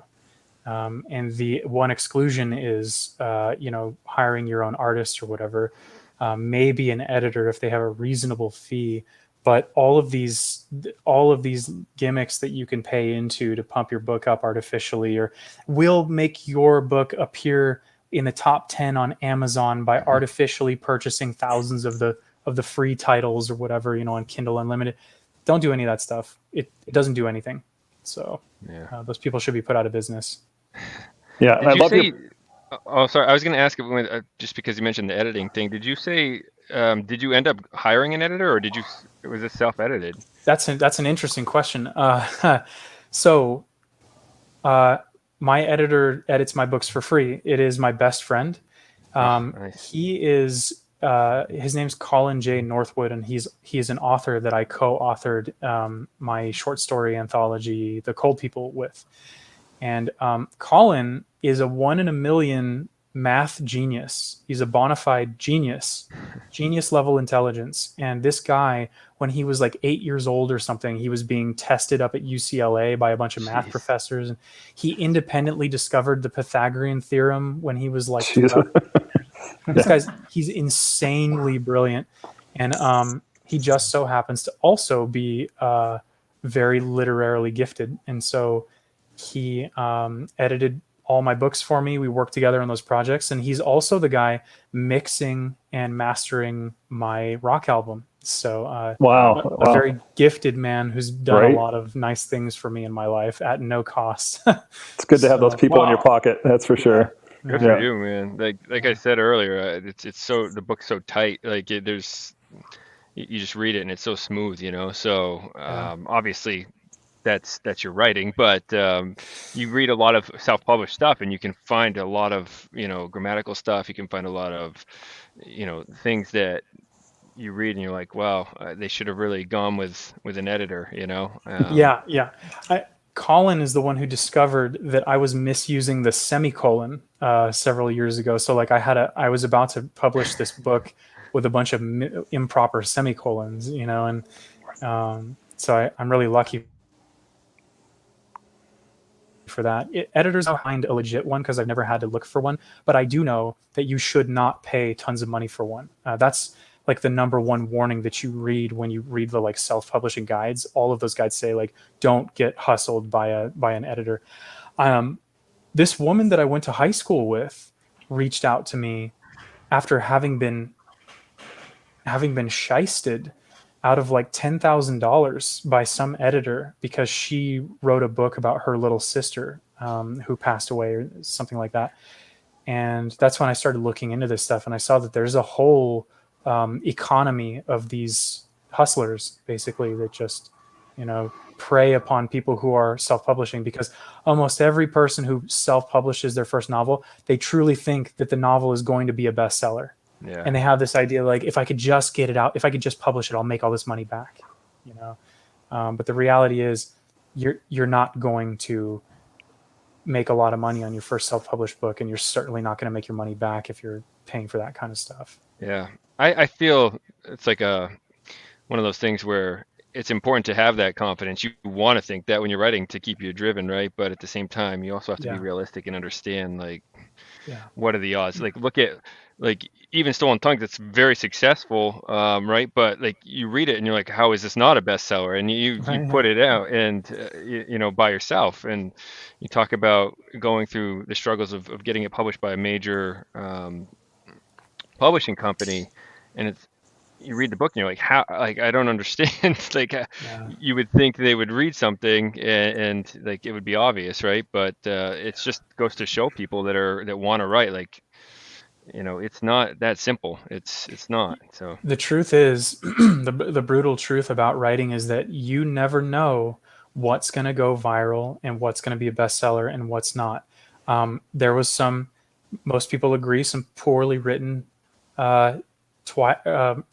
was it Harry Potter fanfic or whatever? Twilight was it was initially fanfic for something else. No, I'm sorry. It's like the erotic gray series was like Twilight fanfic, right? Yeah. And it's I haven't read it, but it's purported to be not super well written and maybe riddled with grammatical issues and stuff.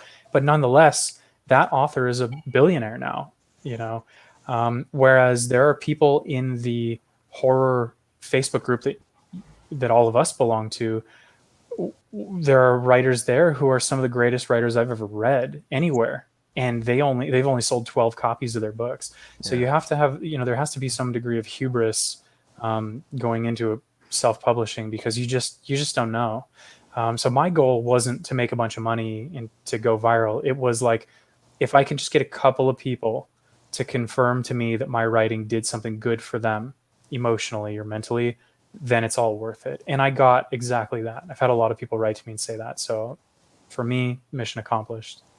I think you find that a lot with bands too. Same deal, right? Some of the greatest music ever written is never going to be on the radio, right? You're never going to see them in the top 100 or 1,000 even. But yeah, same deal, man. Yeah, exactly the same.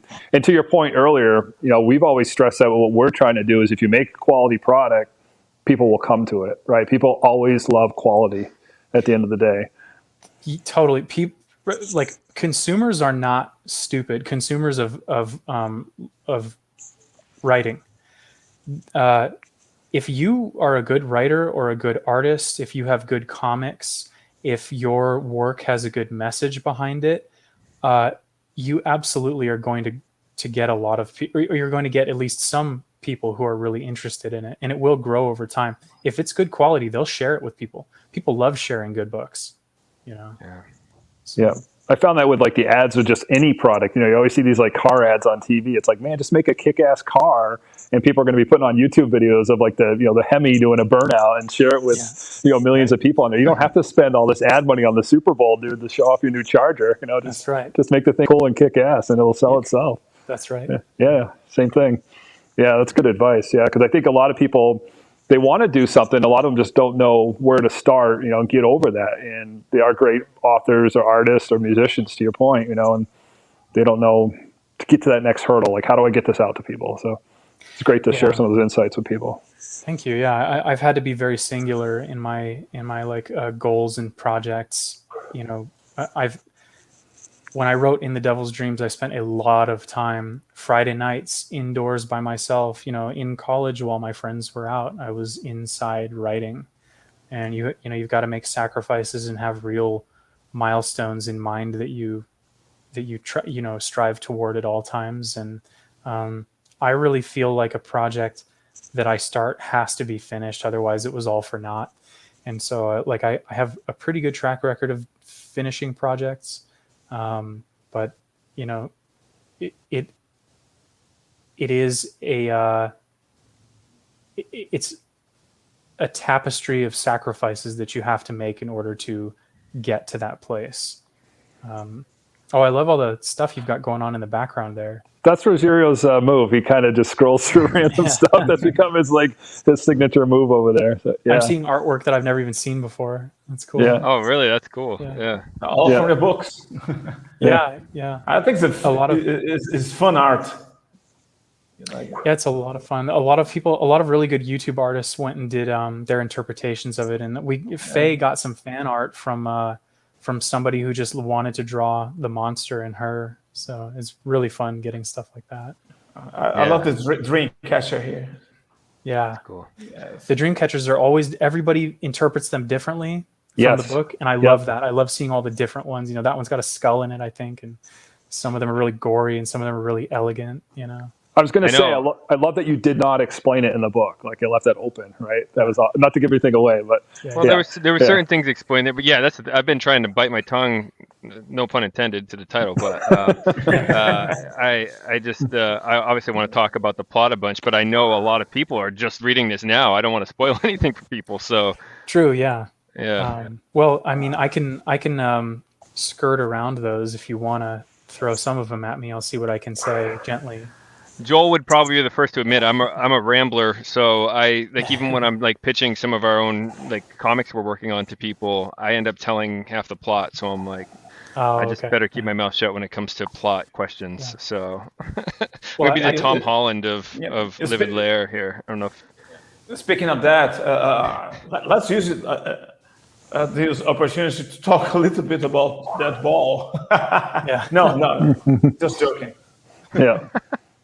Yeah. Well, I can say with the Dreamcatcher, at least, in certain indigenous cultures, there are dreamcatchers, and in other ones, there are not. And so, the Dreamcatcher is not a universal Native American tool.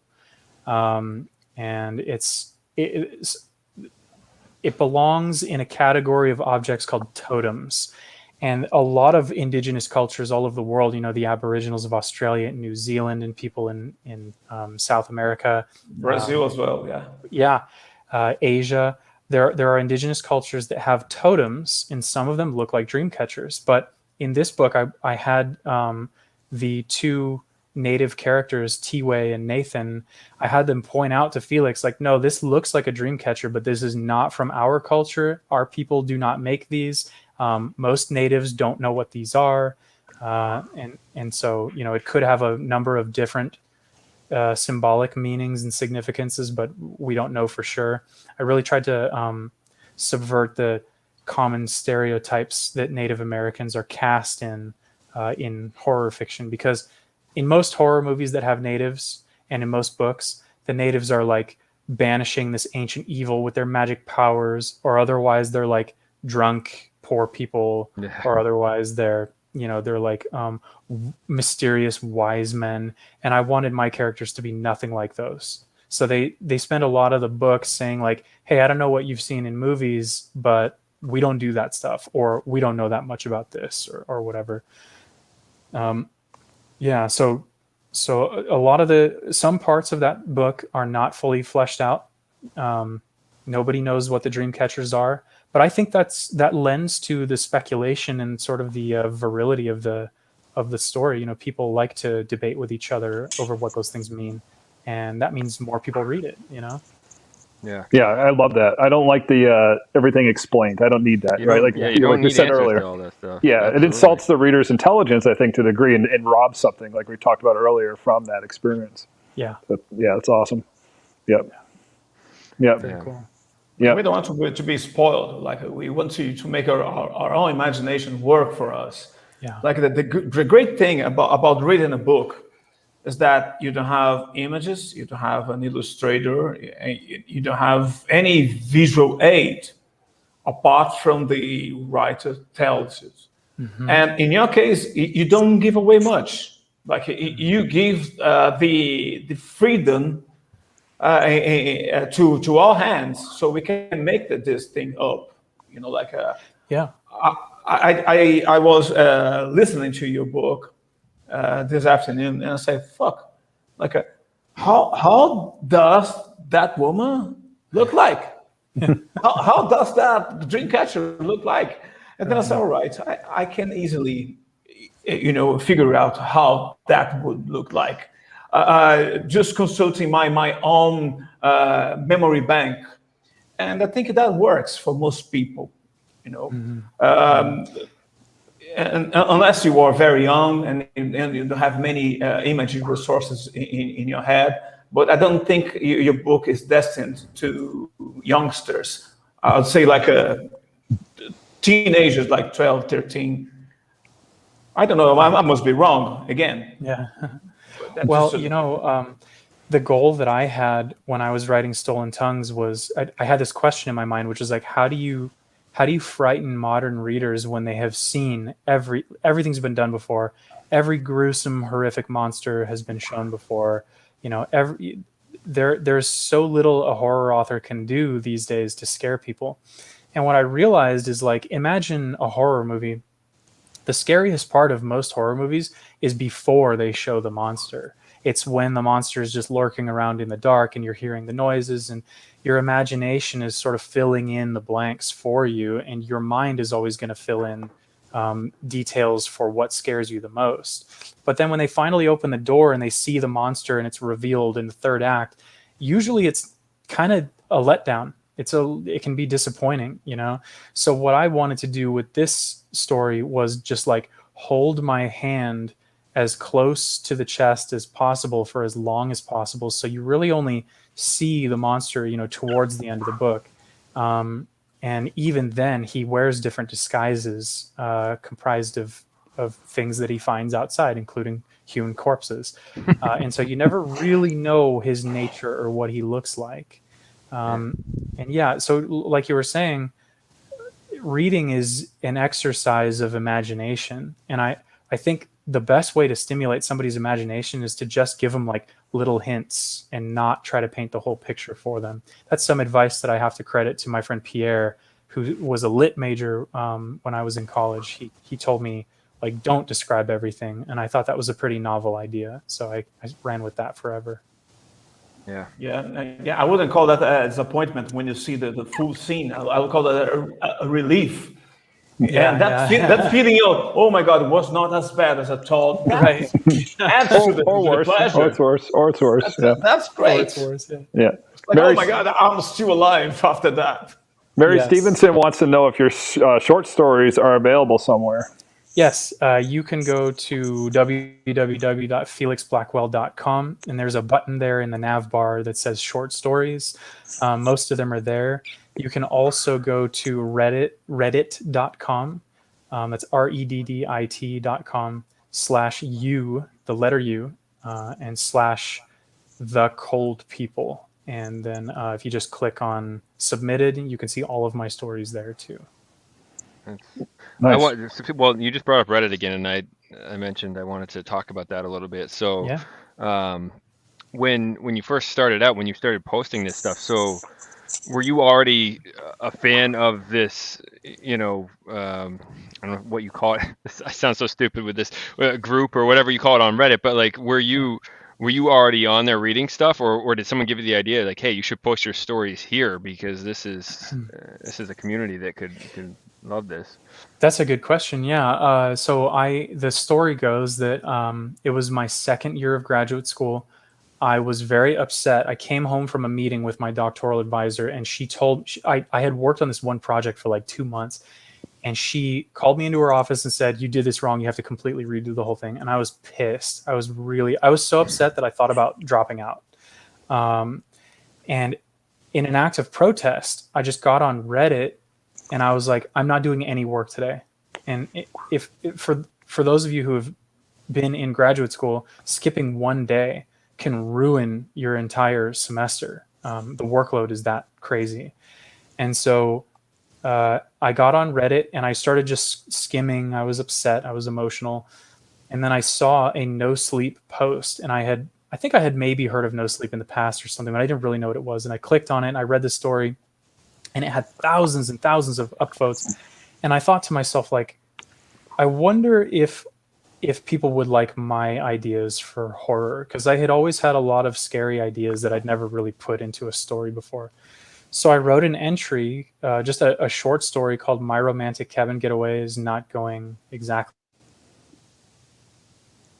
as Planned." It was about Felix and Faye being up on Pike's Peak, later Pale Peak, and having a hard time with the snowstorm and hearing some weird sounds in the woods.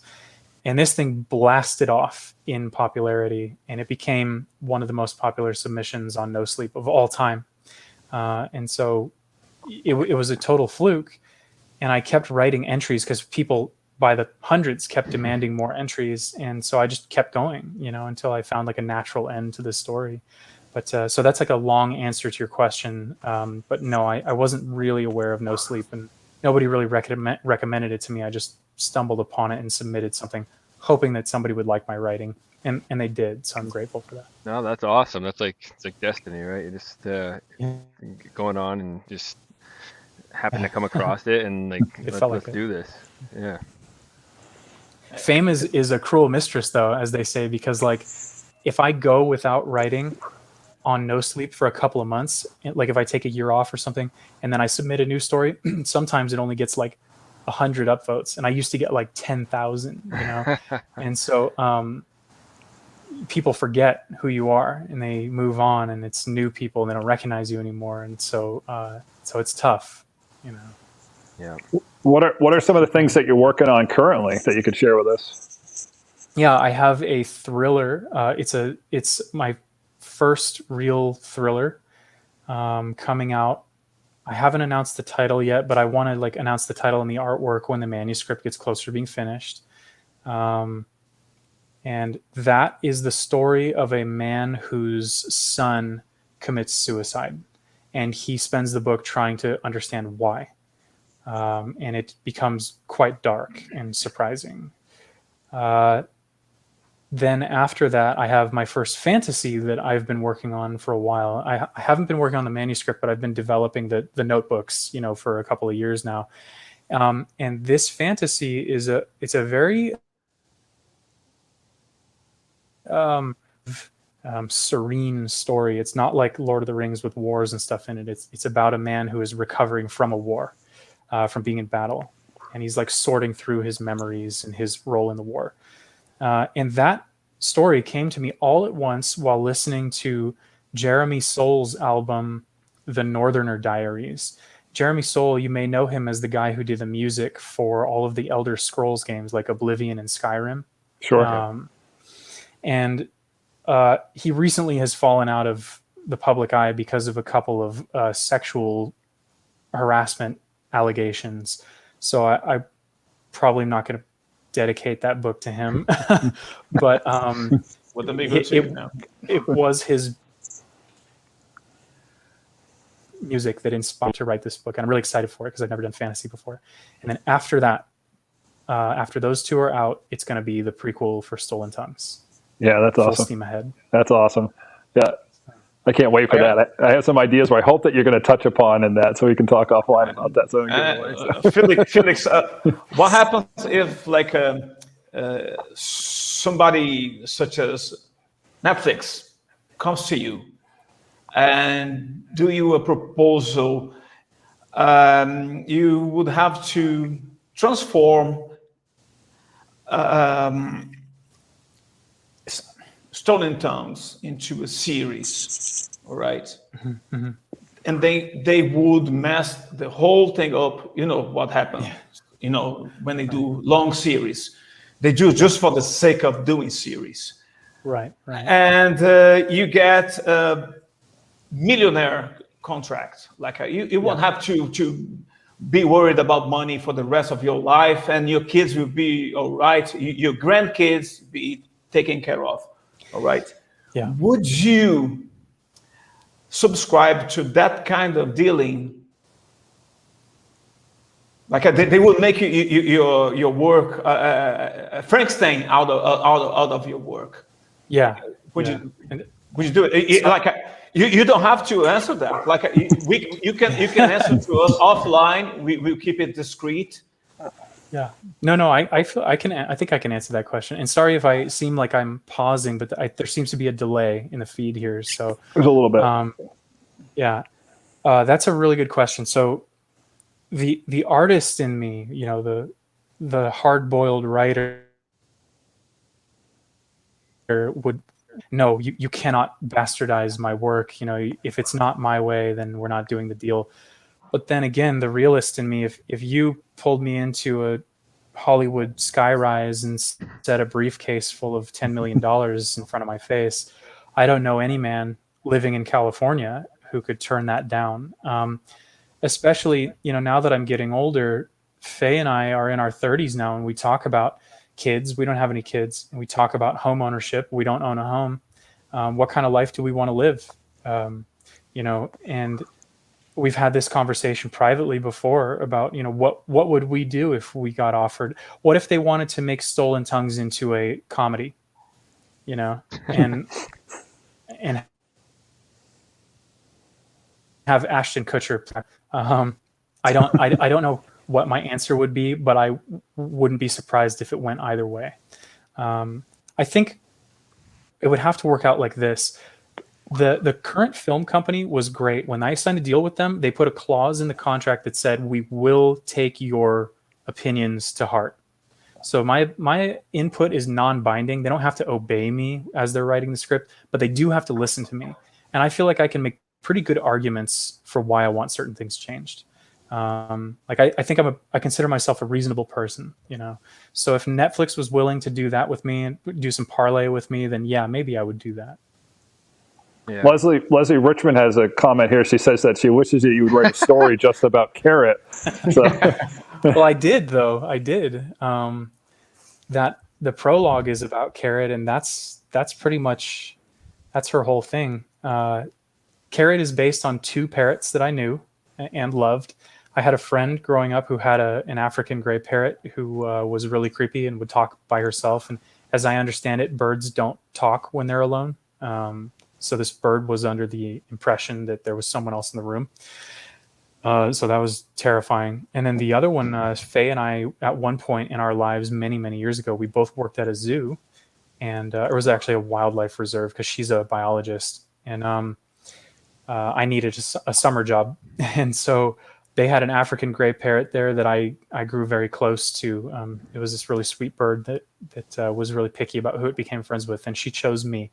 So we would talk sometimes, and late at night when I'd be walking through the office to clock out, she'd be talking to people who were not there, or at least people that I couldn't see.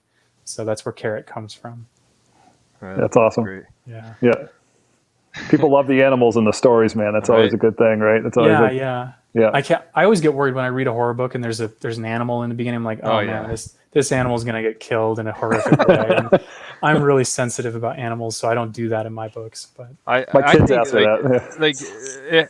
So I feel like you don't ever need. It can be just assumed, right? Like I don't feel like you ever need to go into details with the animals or kids necessarily. But don't do kids. Yeah, no, like that's don't.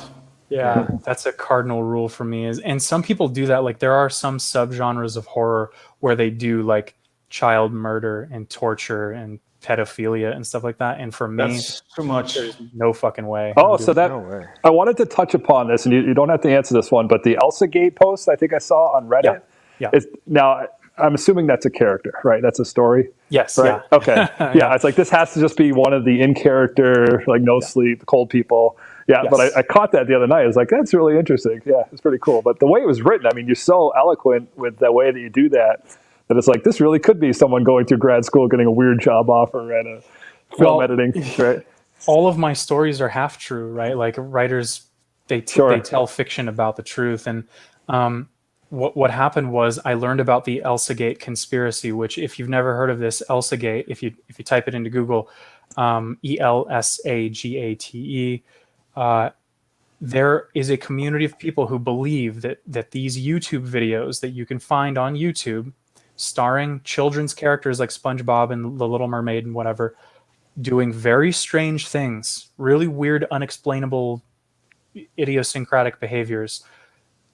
This community believes that these are actually real life global pedophiles all over the world. Yeah, that's communicating with each other. Yeah. And I learned about this conspiracy, and the videos are creepy. Like when you watch them, they're just weird. Yeah, they are. So I wrote a story kind of trying to contextualize that. And that story actually went viral in China, and it caused mass hysteria.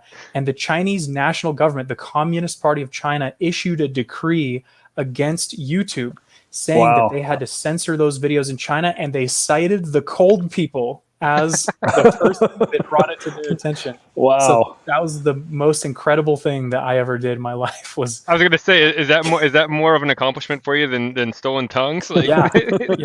And you know what's scary though is I've had people from the ElsaGate community message me, and they said, Felix, you have gone after the global pedophile communication network. They're going to come after you. They're going to try to kill you. So look out. And I remember thinking like, oh shit. When I read that. It's probably somebody. It's probably your buddy like fucking with you or something, right? So, yeah, I don't know, but I mean, these people are like, the more you dig into it, the people who are like the watchers, the lookouts for this stuff, they're very serious about their cause. So, yeah, I don't know. Yeah, you don't want to mess with 2 billion people, you know, like it's not a great deal. No, that's the way from scary. it. Yeah, I read that and I dipped my small toe into that, and I was just like, "Oh my gosh, this is crazy!" Because that's a real thing, though. The whole human trafficking thing is a real crazy thing that's out there. Oh my god, that's a real thing. If you Google ElsaGate, you could spend 10 hours scrolling through your phone in horror, just reading that stuff. You know, if you have any credulity about your personality, you could read that stuff and just be unable to sleep for a week. Yeah, I was worried I'd get on a watch list just pulling up a video or something. I was gonna exactly right. Have the FBI knocking on my door like we were monitoring your history here and we saw some suspicious things. I got contacted by a couple of agencies for the ElsaGate story. Just checking in. That's a fiction story, right? You didn't actually work for this company, right? Because we're gonna need some details. And I'm like, no, it's not. None of that was real. So actually, there's a phenomenon going on now, and it seems to be everywhere. Like no matter what absurd conspiration you create, there are people who are ready to believe in it. You know, it doesn't matter for them. Like they just believe it and they spread it around, and they gather loads and loads of crazy-minded fuckers. Yes, you know, to make that work for them. Another plane. Sorry. Take cover, buddy. Yeah, this is the post-truth era, as it's been called, and facts no longer matter. And politicians, especially in the United States, this has happened historically. In Europe, especially, politicians learned in the 1900s that they could be presented with a fact that made them look really bad and evil, and they learned they could just go, no, that never happened, and people would believe it. Well, that has pervaded American politics now. So you have politicians who will be accused of something that's obviously true. Like, here's video evidence of you doing or saying this, and they will literally just go like, no, that never happened. That video is fake. And people will believe it because people believe what they want to believe, not what the evidence supports. Yeah, same here. Yeah, and so we have all these siloed communities of that. You know, there are people who believe that the vaccines have mind control devices in them, and there are people who believe that a certain political party is doing this and a certain one is doing that, and it's really disturbing. I've had conversations with Faye about, like, would we want to raise children in a world like this? You know. Yeah. But. Yeah, it is challenging with kids. Yeah, it is challenging for even having kids now. It's a different world than when we were that age. You know, in many ways, not even just physically. You know, just everything out there. You know, really there are some advancements. It's really a concern for everybody that it's bad to be racist. It is bad to be xenophobic. There are some things that are common sense now. Yeah. In the 90s, we couldn't say things that we can say now out loud. Everybody has a voice. Mm-hmm. But interestingly enough, it's easy to deny the truth. It doesn't have to be a fact anymore. You just have to believe it. If you believe it matters. If you don't, okay, let's screw that over. And it's really a really fun time to be in. Yeah, the United States, especially in the U.S., there is a strong, pervasive emphasis on respecting people's beliefs, even if their beliefs are crazy. And so a lot of times people, I think, in their hierarchy of priorities for what they ascribe respect to, they will respect people's beliefs, even if they themselves think that belief is nonsense. And to a degree, this is important to do because of social decorum, things like that. But if you have a person who believes that the earth is flat, and they want to be your child's teacher, this is a conflict of interests for people who do value scientific truth, and so it vexes me a lot. It scares me. I try to stay away from the more controversial stuff in my books, but man, yeah, I have the same concerns as you. Yeah. We got about 5 minutes left here. What is there anything that, Felix, that you would like to say before we wrap up the show for tonight? Oh, really a nice time talking with you guys. I feel like if we were all there on your porch, Joel, it could go on deep into the wee hours. Oh, it could definitely go on, man. We got most of our shows go 3+ hours, but I'm trying to we just because they're conversational, so it just we're like, oh man, we're at 3 hours, we got to stop. I would love to have you up here. There's plenty of woods, brother. So if you want to come up here and get inspired, this is the place, man. I even have a cemetery on my property. I have 12 graves, cemetery that's part of my land here. So you want to come up, buddy? The door is open, so come on anytime. So love to have you. So when I'm done with the thriller and the fantasy, maybe I'll reach out and talk to you about the prequel for Stolen Tongues. Yeah. And maybe we'll talk about cover art or something. There you go. That'd be awesome. That'd be great. Yeah, that's really interesting. No, it's been really nice hearing all of your perspectives on all this stuff, and I feel like I learn a lot from these interviews too. I hope it's not just a situation where I'm lecturing the whole time or talking about things that interest me, but no, not at all. And we're definitely blessed to have you here tonight and appreciate that opportunity as well, since we've had a lot of people that tell us no, so it's great that you said yes. So I appreciate that too. It's been great. Yeah, no, anytime. If you guys want to do another hour sometime, let me know too. Yeah, definitely. Absolutely. We can do that. That would be great. Yeah, when you got your other books coming out, if you want to talk about them too, by all means. So yeah. I appreciate the invite, and really great questions today. Rios, is it Rios, or how do I say your name? Hughes. Very hard-hitting questions, good thinkers. Yeah, I really appreciated those. That's why we have him here now. I was gonna say there's a reason he was our first guest, and now he's a co-host. He thinks deep. Yeah, I could tell. Those are my mates now. I don't have a pub anymore, so I have to stick to it. And it's been a blast because we have the opportunity to get people such as Felix Blackwell and so many others that are coming. It's an honor to be here, and all the conversations. They go really long, and we don't care because we're not making money out of this channel. Sure. This channel is just about sharing. It's about having a nice conversation, and we all learn from each other here. And not only that, we have a great time too. Yeah, I can tell that you guys have a lot of fun. And this is. That attitude is how Joe Rogan got started, just having people on because he was interested in talking with them, and look at where he is now, so definitely keep having high quality conversations. And I think your channel is going to be something that a lot of people are going to know about very soon. Yeah, it's been great. This was an accident initially, right? Joel and I initially did a live Q&A to promote our comic book on Facebook, and we had a couple hundred views, and we're like, well, screw it, let's do it again the next week. So we did it again, and then Joel posted something on Facebook on some of these indie groups we're in saying, hey, does anyone want to come on and talk about their comic? Yeah. And so we had a bunch of people reaching out, and we're like, well, screw it, let's just do a podcast. This was never planned. This wasn't something in our our company guidelines here. So just Stolen Tongue got a hit, right? It wasn't really planned to be a hit. It's the totally same deal.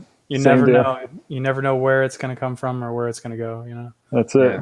Great. Maybe we'll see Felix Blackwell on Joe Rogan shortly too. So that's Oh my good. God, Cool. geez, Right? yeah.